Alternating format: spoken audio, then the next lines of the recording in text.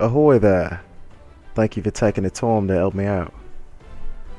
Now I'm sure you're busy, so I'll come straight to the point. Word has some suspicious looking buggers have been sneaking around Seagrot, and I need a trustworthy sort to head up north of Airport and find out who they are and what they're up to. Don't sound like much, I know. But it weren't so long ago as the Fishback's pet pirates paid us an unwelcome visit, and folk are feeling a bit nervous. If you permit me, Master Baderon, I should be happy to elaborate. Well, if it ain't the Chief Yellow Jacket himself. To what do I owe this rare honor, Commodore Rayner? Gonna make sure me patrons are behaving?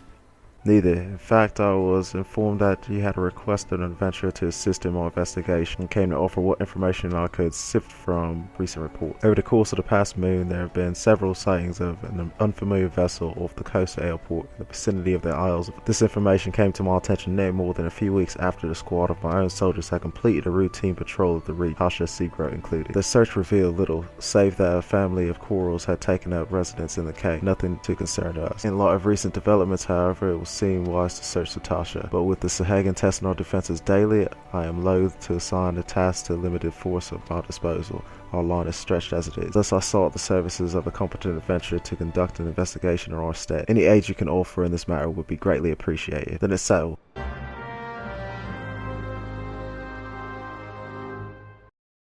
Hello and welcome to this edition of Game Time with Final Fantasy XIV: A Realm Reborn for the PlayStation 3. Joining us as always is Chrono Ocelot, our currently level 16 Lancer. And as you can see, we are in a party of 4, which has our Black Mage, level 15, Delawin Huel. Our, can't tell what level he is, I believe he's level 15, Zanza White Shadow is going to be our Gladiator. And our level 16 White Mage, Geas Rose. So as you can see, we're in a light party, and our intentions today are to flag the quest for our first storyline dungeon, which is Satasha Seagrot. Okay, so here we are on the lower decks of Limsa Laminsa, and we're trying to make our way over to the I believe it's the little fishing area, port or whatever. So we're gonna have us a little jog over here. See if we can locate his place. Judging from the map, I'll make a left here. And I think I'm going to stay on this side over here. Yeah, no, we're going to rotate it around. So we're going to be going down this direction over here.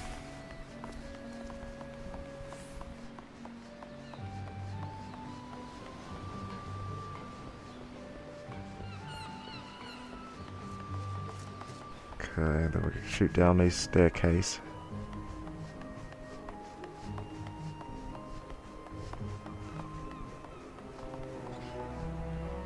Okay, wait for our comrade Geas to catch up to us.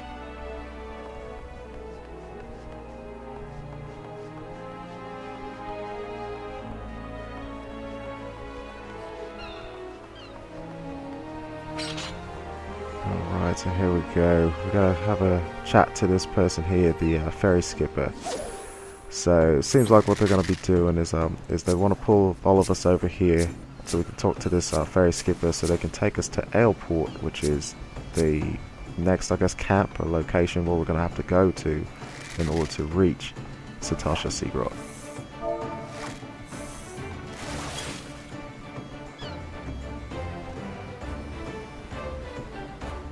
So just watching Geas Rose as she runs about widely. She was probably typing or something, I don't know, where she was running about. Alright. Okay, let's see what Bella has to say. You hear about Comrade investigation, then you want to board the ferry. Once you arrive in Western Lenosia, blah blah blah apparently. Okay. So, spoke to them, just kind of told us that once we arrive in the area where we need to be at, then tells us who to talk to, I suppose. So without further ado, let's go ahead and pop onto this ferry ship.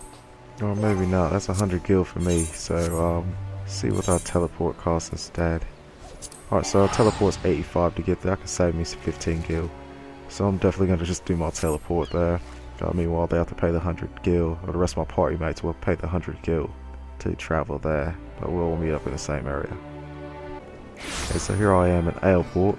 I have travelled here before. I was kind of running about Limsa in one of our previous episodes, and I was able to kind of get familiar with this area.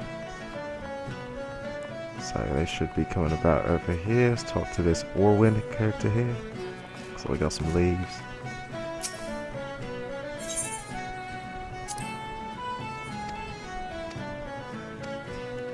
Tail and toe.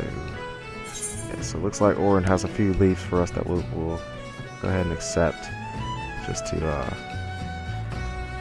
prove our worth, I suppose. There we go. We'll do that a little bit later on. But for the time being, these guys should be coming right over there where the boats are at. There they go. See them in the distance. The purple and the green robes.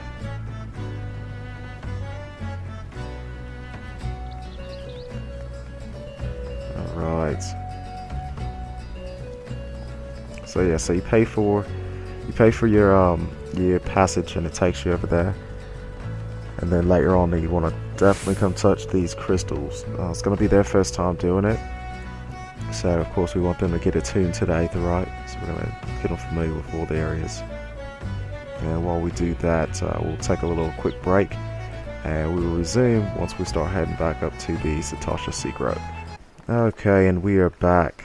So we were able to kind of run about, let them see a few things. Now we're exiting the Aleport cap, and we're in Skull Valley, which is the area right outside of Aleport. So you simply run up this pathway here, and we're just following our mini-map, taking us straight to that location. That has a little shield on it. So run up here, it looks like it has a little split. Gonna run right through this little cavern here. And there we go. Next person we need to talk to, the Yellow Jacket.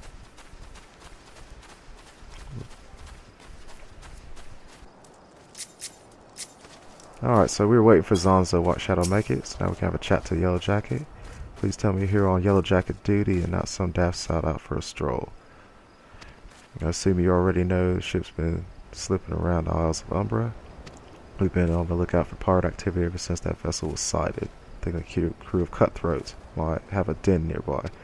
So when we received word of men of questionable quality had been seen passing through in and out of Satasha here, we were entirely surprised. I've yet to see them for myself, but if the lots belong to the fishbacks, blah blah blah. Well, if you can imagine the panic it'll cause, kidnappings. Anyway, tasked to poke around the caves, find out exactly what's going on. Perfect. Okay, so now our duty list has been updated, and we're going to do this entrance, which is going to be a separate episode. So what we're going to do is cut to the end part of it after this, and we can see what the mission ends like. Okay, so now we're looking at the after effects of the dungeon. Like I said, feel free that there's the dungeon crawl video should be out, has a link to it in the bottom as well. But this is the aftermath of it. So we make it back into the upper decks of Limsa, and we have a chat to Batter here.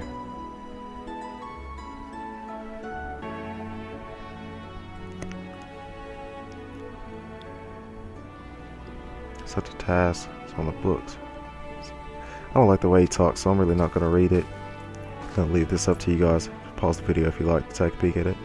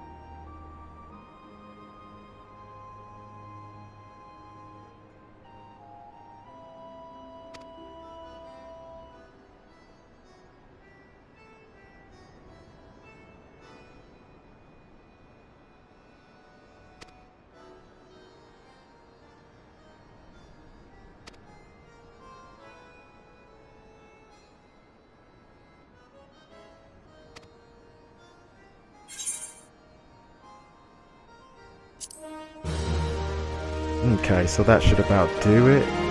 Pretty much what they were saying was that we completed that part of the storyline, the dungeon, and now we need to go to Gridania to take on the next part of our storyline, which is actually going to lead us to Tamtara Deepcroft. So I guess on behalf of Chrono and my light party, my group that we just took on that excellent dungeon with, I'd like to thank you guys for watching this edition of Game Time with Final Fantasy XIV, A Realm Reborn for the PlayStation 3, and we will catch you guys on the next one.